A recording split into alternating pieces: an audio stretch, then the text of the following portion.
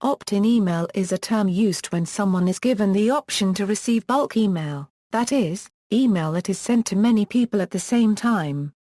Typically, this is some sort of mailing list, newsletter, or advertising. Without obtaining permission before sending email, the email is unsolicited bulk email, better known as spam. Forms. There are several common forms of opt-in email. Unconfirmed opt-in, someone first gives an email address to the list software, but no steps are taken to make sure that this address actually belongs to the person submitting it. This can cause email from the mailing list to be considered spam because simple typos of the email address can cause the email to be sent to someone else. Malicious subscriptions are also possible, as are subscriptions that are due to spammers forging email addresses that are sent to the email address used to subscribe to the mailing list.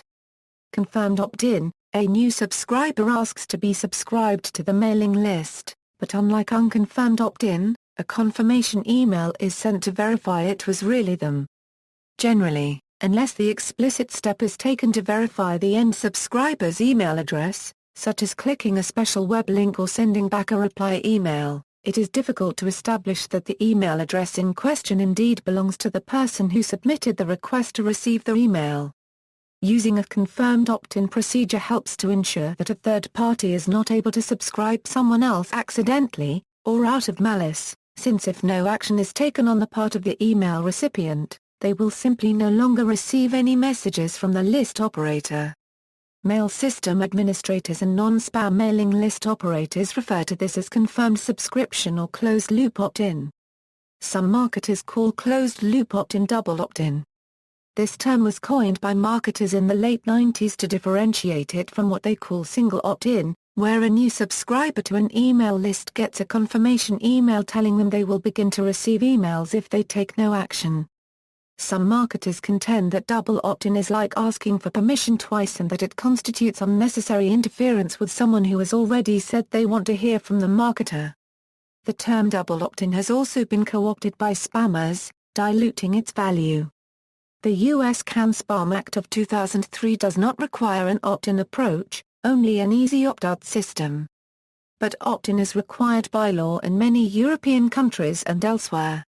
It turns out that confirmed opt-in is the only way that you can prove that a person actually opted in, if challenged legally. Opt-out. Instead of giving people the option to be put in the list, they are automatically put in and then have the option to request to be taken out. Address authentication. Email address authentication is a technique for validating that a person claiming to possess a particular email address actually does so. This is normally done by sending an email containing a token to the address, and requiring that the party being authenticated supply that token before the authentication proceeds. The email containing the token is usually worded so as to explain the situation to the recipient and discourage them from supplying the token unless they in fact were attempting to authenticate.